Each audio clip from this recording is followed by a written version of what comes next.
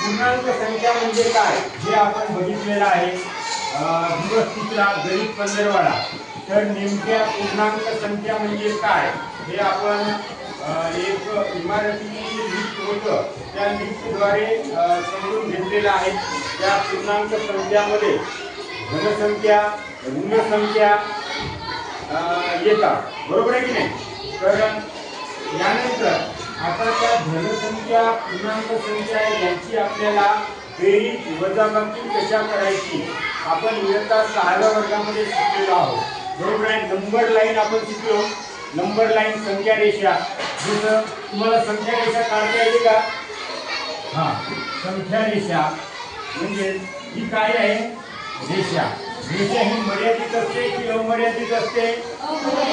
अमर्यादित। कारण की या रेषेच्या समोर आपल्याला कितीही वाढवता येते, परंतु जो रेषाखंड म्हणतो तो मर्यादित असतो।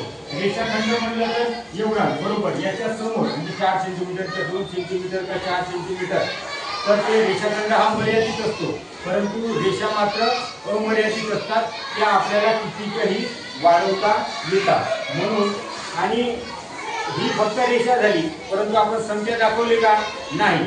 जे याचं जे मध्य भाग आहे, मध्य भाग, या मध्य भागाला आरंभ बिंदू म्हणतात। काय म्हणतात? आरंभ बिंदू। समजा आरंभ बिंदू आपला 0 आहे, आरंभ बिंदू 0 आहे, तर या संख्या रेषेच्या उजवी बाजू आणि डावी बाजू कोणती? इकडची कोणती? इकडची कोणती? डावी, बरोबर आहे। म्हणजे ही डावी बाजू आणि ही उजवी बाजू। जेव्हा आरंभ बिंदूच्या उजवीकडे जर जे संख्या लिहू आपण, त्या कोणत्या संख्या लिहिणार आहोत?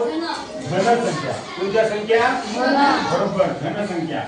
तर धनसंख्या लिहू। आता बघा, 0 पासून तर 1 पर्यंत जेवढं अंतर आहे तेवढंच अंतर 0 पासून इथे लिहिणार आहोत। 0 पासून 1 झाल्यानंतर कोणती संख्या येते? 2 झाल्यानंतर 3 झाल्यानंतर 4 झाल्यावर 5 झाल्यानंतर 6 झाल्यानंतर 7 झाल्यानंतर 8।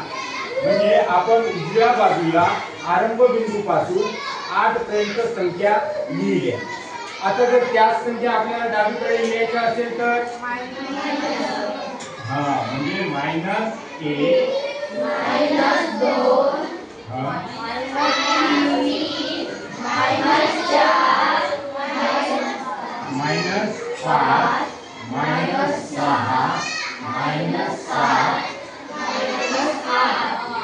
-2 याच्या समोरही आणखी आपल्याला वाढवता येते। ओके, आपण ही जी संख्या रेषा आहे, संख्या रेषा यालाच म्हणतात नंबर लाईन। इंग्लिश मध्ये काय म्हणतात? नंबर म्हणजे संख्या आणि लाईन म्हणजे रेषा, संख्या रेषा। तर आपण 6व्या वर्गामध्ये शिकलो की बेरीज करत असताना कसा 4 स्टेप जर उड्या मारला तर ते उजवीकडे गेले तर धनसंख्या आणि डावीकडे आले तर म्हणजे या आरंभ बिंदूच्या उजवीकडे गेलो तर धनसंख्या आणि आरंभ बिंदूच्या डावीकडे गेलो तर ऋण संख्या, बरोबर आहे। आता समजा आपल्याला एक बेरीज करायची आहे, समजा उदाहरण आहे, बेरीज करायची 1 + 5। आता हे किती आहे? 1। तर संख्या रेषा आहे आपली, तर 1 हे इथे 1 आहे, आज अधिक किती करायची आहे? 5। मग या 1 पासून 5 स्टेप समोर जाईल, 5 स्टेप समोर जाईल। 1 2 3 4 5 म्हणजे 1 वरून डायरेक्ट 5 स्टेप समोर गेलो तर कुठं आलो आपण? 6 वर। मग 1 आणि 5 ची जर आपण बेरीज केली तर किती येते? मग 6, बरोबर आहे। आता जर समजा म्हणजे याच्यामध्ये आपण काय शिकलो की समजा धनसंख्या जर ऍड करायची असेल तर उजवीकडे जावं लागतं, बरोबर आहे। पण समजा जर आता ऋण संख्या जर आपल्याला ऍड करायची असेल तर ऋण संख्या जर आपल्याला ऍड करायची आहे, आता 2 अधिक -4, 2 अधिक -4 म्हणजे 2 मध्ये किती ऍड करायचे आहे? -4 म्हणजे ऋण 4. आता 2 संख्या कुठे आहे पहिले शोधा. संख्या रेषेवर 2 कुठे आहे? इथे. आता याचं चिन्ह प्लस आहे, बेरीज करायची आहे, परंतु या अंकाचं चिन्ह पाहायचं. अंकाचं चिन्ह कोणतं आहे? -4 आहे. -4 आहे. जर समजा ऋण संख्या राहिलं तर ते त्या ज्या पहिल्या अंकापासून 4 हे कशा कोणाकडे जायचं? डावीकडे. मग हे 2 आहे तर 4 हे संख्या आपल्याला -4 मायनस आहे म्हणजे डावीकडे जायचं आहे. याची या 2 ची डावी बाजू कोणती? इकडची का तिकडची? इकडची. मग 4 स्टेप जायचं आहे. 1 2 3 4. मग किती आलं उत्तर? किती आलं उत्तर? म्हणजे 2 अधिक -4 याचं उत्तर किती आलं? -2. मग ह्या संख्या रेषेवरून तुम्हाला सोपं जाते की असं इथं करणं सोपं जाते? संख्या रेषा. पण संख्या रेषेवर जात असताना, संख्या रेषेवरून समजून घेत असताना आपल्याला डावी बाजू आणि उजवी बाजू कोणती हे समजली पाहिजे. आता मला सांगा 5 ची उजवी बाजू कोणती आहे? 6 आणि 5 ची डावी बाजू कोणती आहे? 4. बरोबर आहे. आता मला सांगा -3 ची उजवी बाजू कोणती? -2 आणि डावी बाजू कोणती? -4. आता म्हणजे आता हा जो -4 आहे, -4 हा -3 पेक्षा मोठा आहे की लहान आहे? सांगा. लहान. लहान आहे. म्हणजे -4 पेक्षा -4 हे -3 पेक्षा लहान आहे, कारण ते ऋण येत आहे म्हणजे आपण डावीकडे चाललो. म्हणून आता मला सांगा 0 मोठे की -2 मोठे? 0 मोठा. बरोबर आहे. 0. तर याची जर समजा आपल्याला बेरीज करायची आहे तर किती? याच्यावरून सांगा तुम्ही. या संख्या रेषेवरून सांगा. +0 अधिक -2.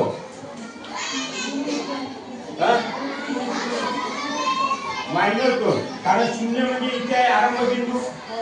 -2 आहे म्हणजे डावीकडे जायचं आहे 2 स्टेप. 1 2 2 स्टेप आलो. किती आलं उत्तर? -2. म्हणजे कोणत्याही संख्येमध्ये 0 मिळवले असता किंवा वजा केले असता तीच संख्या राहते. बरोबर आहे. आता आणखी एक दुसरी गोष्ट. जर समजा विरुद्ध अंक राहिले, विरुद्ध अंक माहिती आहे ना? आता 3 अधिक -3 याची हे 3 अधिक -3 3 ची विरुद्ध संख्या -3. तर 3 अधिक -3 याची बेरीज किती होते ते आपल्याला पाहायचं आहे. 3 कुठे आहे? संख्या रेषेवर इथं आहे. बरोबर आहे. आता +3 नाही, याचं चिन्ह आपण लक्षात घ्या. -3 आहे. या 3 पासून -3 वजा करायचं आहे. -3 वजा करायचं आहे तर 3 च्या समोर जाणार की तुम्ही मागे येणार? म्हणजे डावीकडे का उजवीकडे? म्हणजे ऋण जेव्हा संख्या ऍड करायची असते तेव्हा डावीकडे यावं लागते. तर 3 मागे यायचं. 1 2 3. तुमचं आलं उत्तर. मग म्हणजे त्याच्यामध्ये एक तुम्ही शिकले की कोणत्याही 2 विरुद्ध संख्येची बेरीज किती येते? 0. आता मला सांगा इथं 8 अधिक -8 याची बेरीज किती येते? 0. इथं काही संख्या दिल्या नाही म्हणजे याची काय केलं? प्लस आहे चिन्ह. बरं. ओके. आता पेक्षा लहान आणि पेक्षा मोठं हे तुम्हाला माहिती आहे का? पेक्षा लहान आणि पेक्षा मोठं, ग्रेटर दॅन आणि लेस दॅन. म्हणजे याला म्हणतो तुलना करणं. हा म्हणजे ग्रेटर दॅन, लेस दॅन आणि बरोबर. तर आता इथं मी काही उदाहरणं लिहितो, तुम्हाला लिहायचे आहेत. -7 -8. तर याच्यामध्ये कोणतं चिन्ह येईल मला सांगा. पहिलं, दुसरं, तिसरं? पहिलं, ज्याच्याकडे नाही का असा तोंड राहते ना, असा तोंड असा तो वाली संख्या मोठीकडे दाखवायचा आणि जे निवृत्त भाग आहे ना ती छोट्याकडे दाखवायची. आता छोटी कोणती? या दोन संख्यांपैकी छोटी कोणती आहे? 8 नाही म्हणायचं, -7 किंवा -7 असं म्हणायचं. तर हा चिन्ह समजा आता 0 आहे आणि इथे -4 आहे. तर कोणता अंक मोठा आहे याच्यामध्ये? 0 मोठा आहे. मग कोणतं चिन्ह तुम्ही वापरा? दुसरा. बरोबर आहे. आता मला सांगा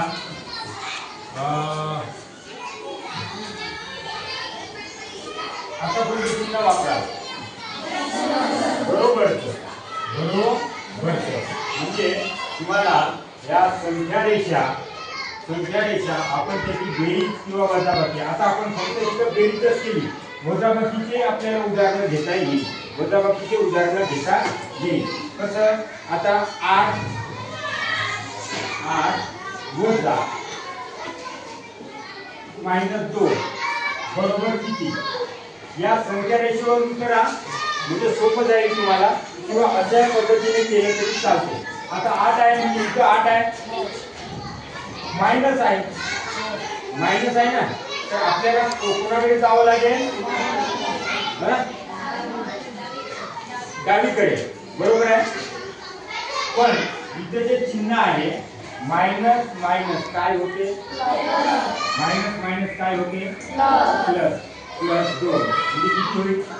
8 आणि 2 10. 8 आणि 2 10. बरोबर आहे की नाही? अशा पद्धतीने आपल्याला वेगवेगळे उदाहरण सोडवता येईल.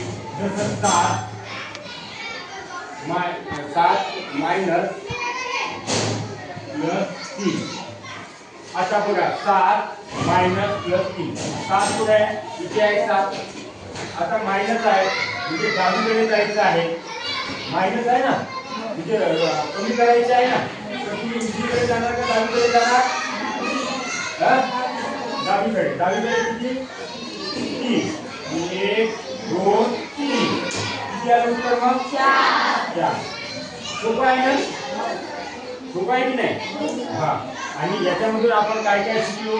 तर या संख्या रेषेवरून जर धन संख्या ऍड करायची राहिली तर उजवीकडे जायचं, ऋण संख्या जर ऍड करायची राहिली तर डावीकडे जायचं.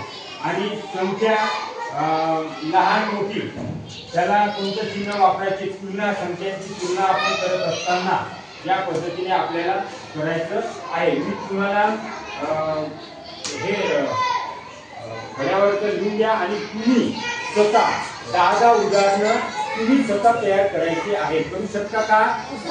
Okay, thank you.